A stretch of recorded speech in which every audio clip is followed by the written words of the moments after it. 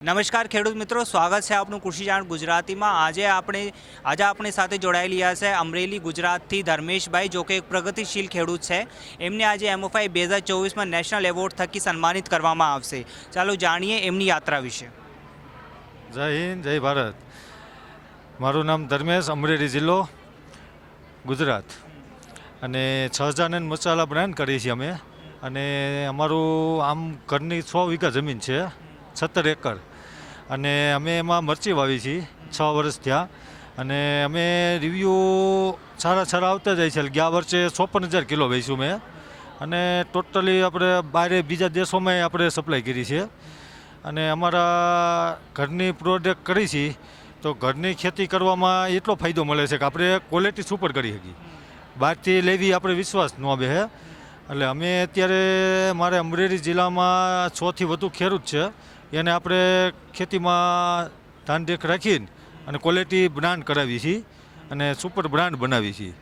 એટલે અમારી ક્વોલિટી જળવાઈ રહી છે। પ્લસ હળદર વાવી છે, હળદરમાં એમ જ છે, હળદર અમે સાંગલીથી વાવી છે, એટલે હળદરમાં સારું છે। પછી ટમેટી વાવી છીએ, કોબી વાવી છીએ, ખેતી લગતી વસ્તુ બધી વાવી છીએ।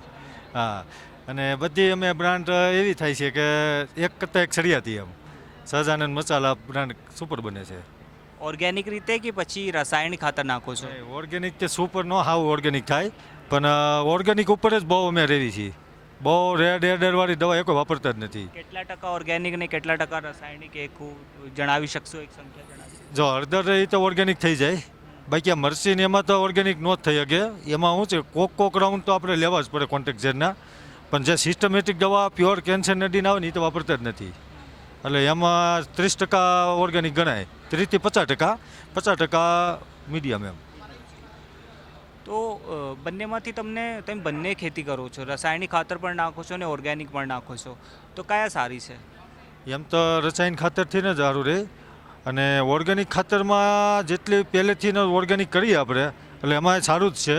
અમે અડધો બ્લોક ઓર્ગેનિક જ કરી છીએ, એમાં સારું જ રહે છે। તો આ વાતમાં કેટલી શક્યતા આ વાત સાચી છે કે નથી, કે ભાઈ ખેડૂતો જે કહે છે કે હું ઓર્ગેનિક ખેતી કરું છું, પણ સવારે એવું દેખાય છે કે મેં ઓર્ગેનિક ખાતર નાખ્યો છે, પણ સાંજે જ્યારે રાત થાય છે ત્યારે આ લોકોએ રાસાયણિક ખાતર નાખી દે છે, એવું મને ખેડૂત સુધી જાણવા મળ્યું છે। આમાં કંઈક એવું છે કે ભાઈ આ શક્ય છે આ વાત? જો એ શક્ય એવું હોય, લોકો આપણી માઇક કરે, આપણી ક્વોલિટી જળવાઈ રહી ને, એટલે લોકોને જ ખબર પડે કે આ ઓર્ગેનિક છે કે ઓમ છે, અને ક્વોલિટી તાકાતવાળી છે કે ભેળસેળવાળી છે। આ ક્વોલિટી ઉપરથી ખબર પડે। મસાલા ક્વોલિટી એવી વસ્તુ છે 12 મહિના જોઈ, અને કોઈને એને ખબર જ પડી જાય કે આ ખોટું છે ખાસું છે એમ। અને અમે જે પ્લાન્ટ કરી છે ને વાડીએ, તે આપણે વાડીએ જ આખો પ્લાન્ટ ઊભો કર્યો છે। પાવડરે વાડીએ જ કરવાનો, ફેક્ટરી આપણી વાડીએ જ। સહજાનંદ મસાલા એક વસ્તુ બહારથી કાંઈ નહીં લાવવાનું, પોતાની જ વસ્તુ બધી પેકિંગ કરીને ઠેઠ પોગાડી ત્યાં લગી। તો ખેડૂતોને શું કહેવા માંગો છો, એવા ખેડૂતોને જો કે એમ છે ને કે ભાઈ કમોસમી વરસાદ થઈ નુકસાન પામ્યા ખેતરને, કે પછી બીજું કાંઈ એવું થઈ ગયું કે જેથી એમનો ઊભો પાક જો છે એ ગિરકાવ થઈ ગયું એમનો ઊભા પાકનું, તો આ લોકો ખેતી છોડી દે છે, તો આ લોકોને શું કહેવા માંગો છો કે ભાઈ નુકસાન થઈ જાય છે અને આપણે ખેતી છોડી દઈએ? આટલા વર્ષોથી આપણે ખેતી કરી રહ્યા છે, ખેડૂત તરીકે આપણી ઓળખાણ છે, પછી આપણે એવું થયું કે ભાઈ નુકસાન થઈ ગયા છે, સરકાર પાસેથી અમને કહું એવું સહાય નથી મળી રહી, અને પછી આ લોકો ખેતી છોડી નાખે છે, કે પછી કોઈ બિલ્ડરને વેચી નાખે છે પોતાની જમીન। એવા ખેડૂતોને શું કહેવા માંગો છો કે ભાઈ નુકસાન થઈ જાય તો એનું અર્થ એવું તો નથી કે ભાઈ તમે ખેતી છોડી નાખો? જો ખેતી એવી છે, ખેતી એ જોડાઈ ગયેલા માણસો છે ને, હવે તો રૂપિયા બમણા બનાવે છે।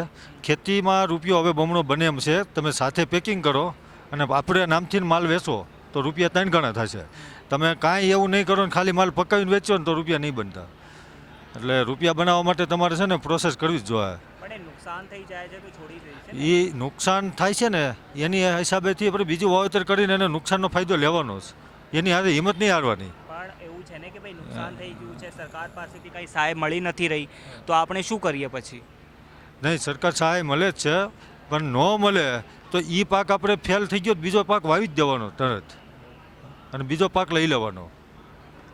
પણ મેં કેટલાક ખેડૂતો એવા જોયું છે જે એમ કહે છે ભાઈ સરકાર અમને સહાય તો આપે છે, પણ જે સરકાર સહાય આપે છે, સહાય જાહેર કરે છે, એ ખેડૂતો સુધી પહોંચતી નથી કે પછી એ આટલી નથી હોતી કે જેથી અમને કોઈ ફાયદો મળી શકે.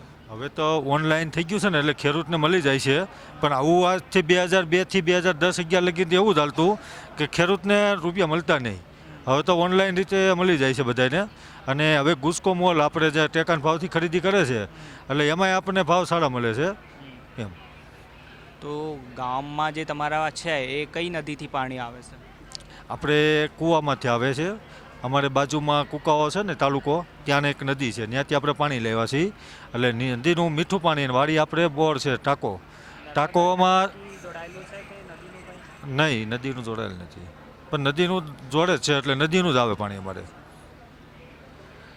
તો ભાઈ મરચી વિશે જણાવો પછી કે મરચીની ખેતી કરીને ખેડૂત કેવી રીતે અઢળક ઉત્પાદન મેળવી શકે છે?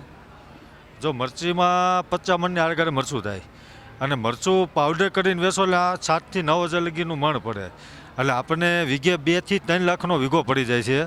અને ખેતીમાં તમે એમને જ મરચું વેચો, સીધું મરચું, અને કોઈ પણ વેપારી લઈ જાય તો વેપારી 3 ગણા રૂપિયા કરશે, ખેડૂત રૂપિયા નહીં કરી શકે. તમે પોતાની પ્રોડક્ટ અને પોતે બનાવો તો જ રૂપિયા થશે. MOFI 2024નો એવોર્ડ મળી રહ્યું છે, તમને કેવું લાગે છે? એમાં એવોર્ડમાં તો અમને 6 વર્ષનો અનુભવ છે, અને અમને જેમ વર્ષ જાય છે એમ પ્રગતિ સારી થતી જાય છે, અને એવોર્ડ મળે અમને ખુશ આનંદ છે.